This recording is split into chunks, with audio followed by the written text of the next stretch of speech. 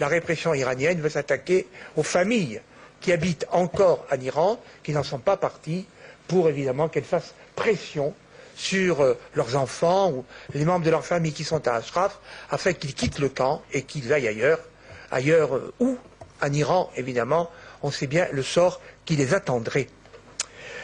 Cette déclaration, évidemment, c'est une déclaration pour soutenir ces résidents d'Ashraf, c'est aussi une déclaration pour dire très fermement aux États-Unis qu'ils doivent, comme l'a fait l'Europe, supprimer l'OMPI de la liste des organisations terroristes. Aux États-Unis, il y a un mouvement en cette faveur, et les eurodéputés, dont je parlais tout à l'heure, ont d'ailleurs demandé à Mme Catherine Ashton d'exhorter Mme Clinton à mettre en œuvre une décision qui a été rendue dernièrement par la Cour d'appel de Washington et qui demande au gouvernement des États-Unis d'Amérique de retirer de la liste des organisations terroristes l'OMPI. Cela a été fait, vous vous rappelez de la victoire, l'avocat en tout cas, qui est là au premier rang, le sait bien, cela a été fait par l'Europe, à Luxembourg, l'année dernière, si je me souviens bien. À l'époque, malheureusement, le gouvernement français, qui s'était opposé de toutes ses forces à cette décision, a fait des grands moulinets pour dire qu'il ferait appel. Pour l'instant, bon, tout ça s'est perdu dans les sables, la décision est là, et elle est bien là. Par ailleurs, ces derniers mois, il y a eu également 2 résolutions au Congrès américain. La première qui a reçu le soutien d'une majorité des représentants, demandant au président Obama lui-même d'assumer la responsabilité de la protection d'Ashraf, et la seconde avec 110 signataires qui demandent la radiation de la liste de l'OMPI sur la liste des organisations terroristes. Donc, mais on voit bien que nous ne sommes pas seuls, mes chers collègues, qui êtes ici présents, ceux qui viendront par la suite.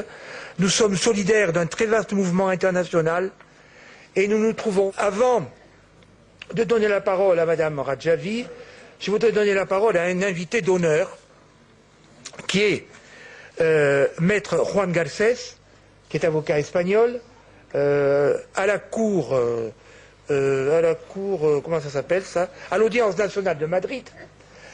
Juan Garcés est déjà signalé dans la défense des droits de l'homme puisqu'il a été un des conseillers politiques de Salvador Allende au Chili.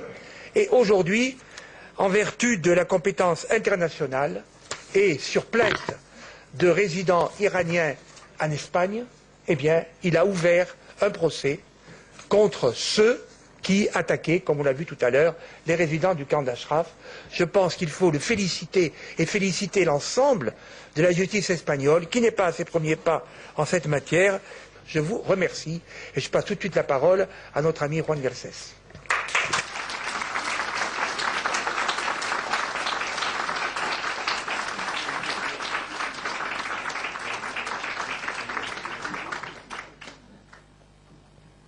Je suis très honoré d'avoir l'opportunité de m'adresser à vous. Et tout d'abord, je vous souhaite une bonne année 2011 qui s'annonce difficile sur beaucoup de domaines. Mais en particulier, j'étais frappé en voyant le film sur deux choses. D'un côté, la présence des forces uniformées, donc qui sont soumises à une discipline, qui étaient présentes, ne réagissaient pas, et parfois elles-mêmes participaient dans le lancement des pierres. Or, les pierres dans cette région du monde me rappellent également la lapidation. Et le contexte me fait évoquer également le pogrom.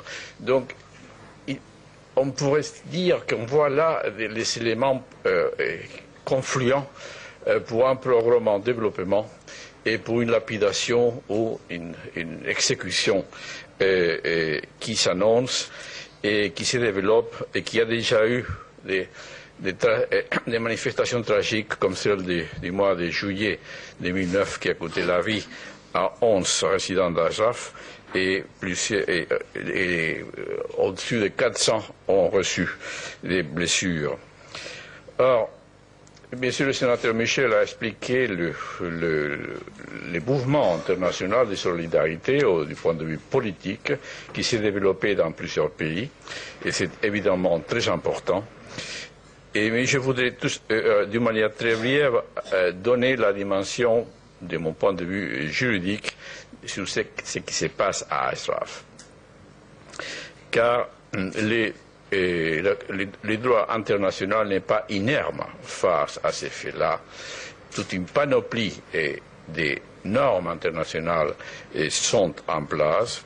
Certains ont été signés par l'État irakien lui-même. Je pense en particulier à la Convention de Genève et également au Pacte international des droits civils et politiques, en application desquels ces faits-là, non seulement ils ne devraient pas se produire, mais le responsable devrait en être puni. Mais il arrive que ces faits-là aussi ne peuvent pas, au point de vue juridique, laisser indifférent la communauté internationale. En fait, dans notre code pénal local en Espagne, et ce qui s'est passé à Ashraf au mois de juillet 2009 tombe sous les types du crime contre la communauté internationale d'un côté et des crimes de guerre. Car le résident d'Ashraf se trouve, comme vous le savez tous, sous le statut des personnes protégées sur la 4e Convention de Genève. Et tous les États signataires de cette convention ont pris l'engagement de poursuivre ces crimes, c'est-à-dire les infractions graves de l'infraction, sur les principes de la compétence universelle irrestricte.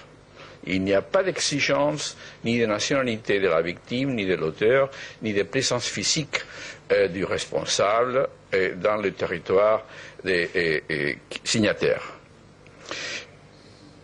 C'est dans cette perspective que les membres des familles résidentes à Ashraf, qui, comme vous le voyez, sont encerclés, ne peuvent pas sortir, nous ont confié la tâche d'explorer la possibilité de trouver une cour de justice où ces normes, qui sont le risque de génocide à Ashraf me semble également présent, n'est-ce pas, sont des normes impératives.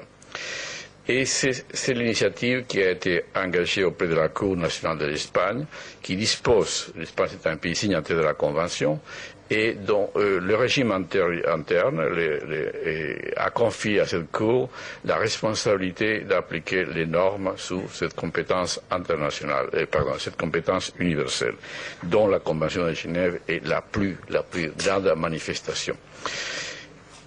Donc ça montre que ce sont les résidents d'Ashraf qui viennent en Espagne. Et ils sont venus en Espagne comme ils auraient pu aller et ils iront probablement dans d'autres cours de justice pour demander ce qu'ils ne trouvent pas en Irak. Et là, il faut être très clair. La justice espagnole, l'État espagnol ne cherche pas du tout à s'ingérer ou interférer dans les affaires internes de l'Irak.